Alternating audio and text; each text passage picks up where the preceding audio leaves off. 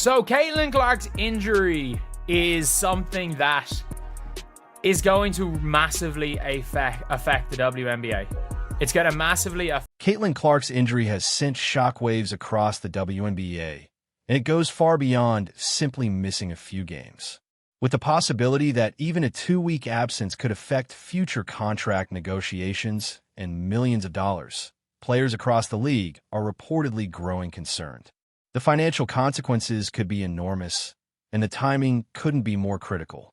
This situation could potentially influence the future of women's basketball salaries and reshape how players are valued in upcoming negotiations. What impact do you think Caitlin Clark's injury could have on the WNBA's upcoming CBA? Let us know your thoughts in the comments. If you enjoy this content, make sure to like this video and subscribe to the channel. Believe it or not, more than 83% of our viewers still haven't subscribed. It's completely free and takes only a second, but your support means so much to us. So, have you subscribed yet? Awesome. Thank you so much for your support. Now, let's get back to the video. Obviously, look, there's going to be financial impact in the teams for 2 weeks, but the long-term financial impact of this injury might actually be scary. Let me explain why Caitlin Clark's quad injury has WNBA players seriously concerned. It goes far beyond simply missing a few games. The bigger issue is the possibility of losing millions of dollars as major contract discussions quickly approach. For athletes hoping to secure significant pay increases, the timing of this injury couldn't be more concerning. Here's the situation that has everyone talking. Caitlin Clark is expected to miss around 2 weeks because of a quad strain. In a typical sports league, one player missing 2 weeks might not create a major financial problem, but the WNBA isn't a typical league, and Caitlin Clark isn't a typical player. Her presence has become a major driver of attention, ticket demand, and revenue across the league. The Washington Mystics' upcoming matchup against the Indiana Fever created the first major problem almost immediately. Like several teams across the league, they moved the game from its original venue to a larger arena because they expected Caitlin Clark to attract a massive crowd. They planned for strong attendance and invested additional money in marketing, venue operations, staffing, and other preparations. Or one of these visiting cities paying all this money, paying up for tickets, and at the end of the day, deciding to not go, all right? Calling the whole trip. Caitlin Clark isn't playing anymore. And you know what happened next? Almost overnight, ticket prices were reportedly cut in half, while sales slowed and entire sections of the arena remained empty. Instead of paying to watch the Indiana Fever without their star player, many fans appear to be waiting for opportunities to see Caitlin Clark on the court. WNBA executives are now facing a difficult reality about the impact of star players on ticket demand. A comparison to Major League Soccer's Lionel Messi makes this even more interesting. Or anything else to compensate them for paying more to see the one player who truly matters. When Messi doesn't play, MLS teams have started giving out free tickets to subsequent games, free concessions, and other benefits because they understand that supporters feel taken advantage of. Here's the important distinction, though. MLS freely admits that Messi transcends their league. They don't act as though football developed naturally in the United States. They admit that Messi is the draw, and they've designed their business plan around that reality. The WNBA, on the other hand, has been living in utter denial regarding Caitlin. Contributed to the league's attention, attendance, and commercial momentum. Instance, all of it can change. If this injury does anything, it should be a wake-up call to the WNBA, the Players Association, the team owners, that just like that, all this fanfare, all this interest, all this newfound attention on the league can disappear. WNBA executives have spent the last 2 years emphasizing that the league's growth is organic and sustainable. They've highlighted the rising popularity of women's basketball, the contributions of players across the league, and the WNBA's improving financial outlook. However, Caitlin Clark's injury could put those claims under a powerful spotlight. Over the next 2 weeks, fans and analysts will get a clearer picture of attendance and viewership when Clark isn't on the court, and the results could spark serious debate. Some projections suggest certain games could struggle to reach 200,000 television viewers.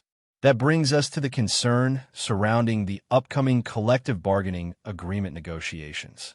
Players are preparing to push for major improvements, including higher salaries, charter flights, increased housing allowances, childcare support, and larger rosters. They can point to the league's recent growth as evidence that players deserve a greater share of the revenue. But what happens if team owners respond by saying, "Look at the numbers when Caitlin Clark isn't playing"? If attendance drops sharply and television ratings decline, owners could argue that the league still has significant financial risks. Players have been building their negotiating leverage around sold-out arenas, strong television ratings, rising merchandise sales, and growing fan interest.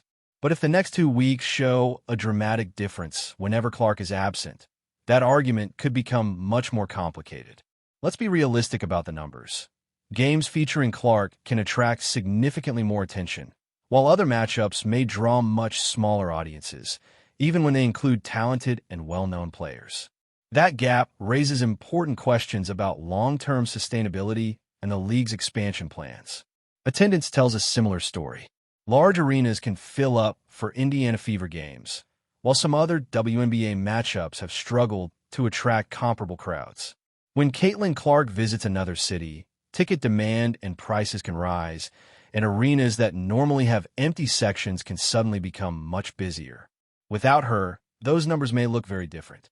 For players hoping to negotiate from a position of strength, this creates a serious challenge. The upcoming CBA talks could ultimately determine how the league balances star power, player compensation, revenue growth, and long-term sustainability. If removing one player were to cause a dramatic decline in revenue, how would the league justify major spending on charter flights, better facilities, and expanded benefits? According to this argument, some team owners may see Caitlin Clark's absence as an opportunity to evaluate how sustainable the league's recent growth really is. If attendance and ratings decline sharply, owners could use those numbers during negotiations to argue for more cautious spending on salaries and benefits. From a business perspective, that concern is understandable. If a team's revenue depends heavily on one superstar who could face an injury, retire, or eventually move elsewhere, owners would naturally want to diversify their sources of income before making long-term financial commitments. Sustainability is another major question. Even if WNBA players secure significant raises, what happens when Caitlin Clark eventually retires or faces a serious long-term injury? The league would need other major stars, stronger franchises, and broader fan support to maintain its financial momentum. That's why the growth of women's basketball cannot depend on one player alone. Clark's continued success can benefit the entire league, but developing multiple stars and expanding the fan base is just as important for the future. In upcoming negotiations, players could argue that the league's dependence on a small number of major attractions proves it needs to invest more heavily in developing talent, marketing teams, and building long-term fan engagement. That could actually strengthen the case for investing in more players rather than weakening it.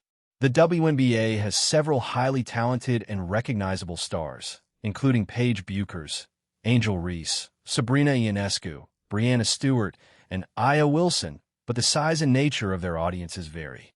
Their presence can certainly contribute to the league's popularity, even if no individual player has exactly the same commercial impact as Clark. Teams such as the Seattle Storm, Las Vegas Aces, and New York Liberty can build strong fan bases through winning, rivalries, personalities, and local marketing. Ultimately, professional sports are a business, and a league's long-term strength will depend on whether it can turn the current surge of attention into sustainable growth across many teams and players.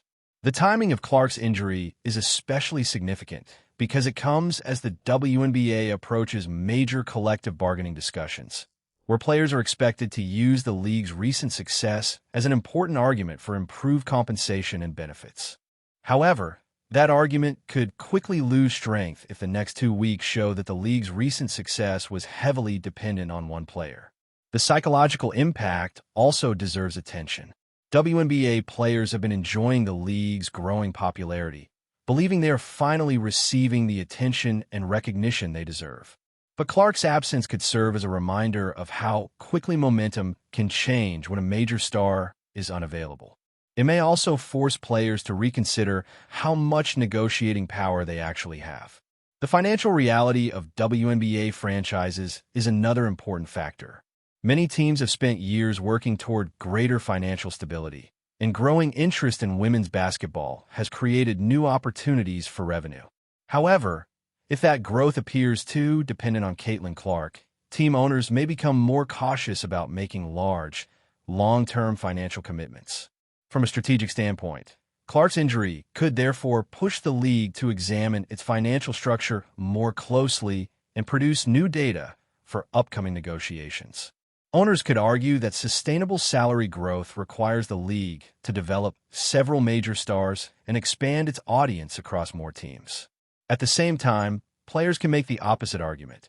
If the league depends heavily on a small number of stars, then investing in talent development, marketing, and player visibility becomes even more important. The next phase of the WNBA's collective bargaining discussions will be crucial.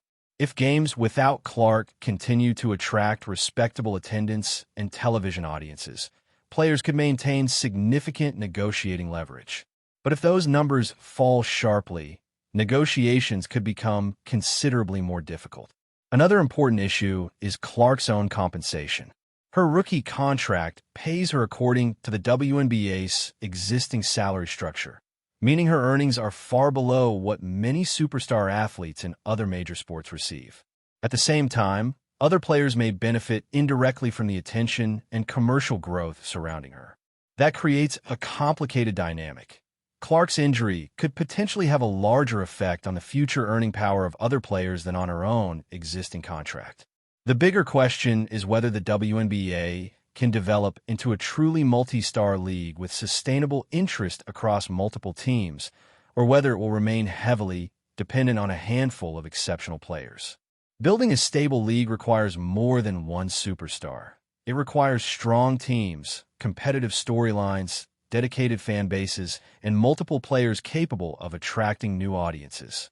Caitlin Clark's injury has brought that challenge into sharp focus at a critical moment.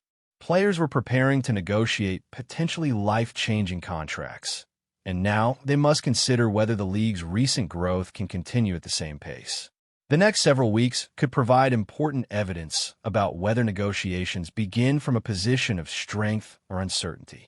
At the very least, Clark's absence has highlighted one of the WNBA's biggest challenges, turning the incredible attention surrounding its biggest stars into sustainable growth for the entire league. What do you think? Share your thoughts in the comments, subscribe to the channel, and turn on notifications so you don't miss the next update. Thanks for watching, and we'll see you in the next one.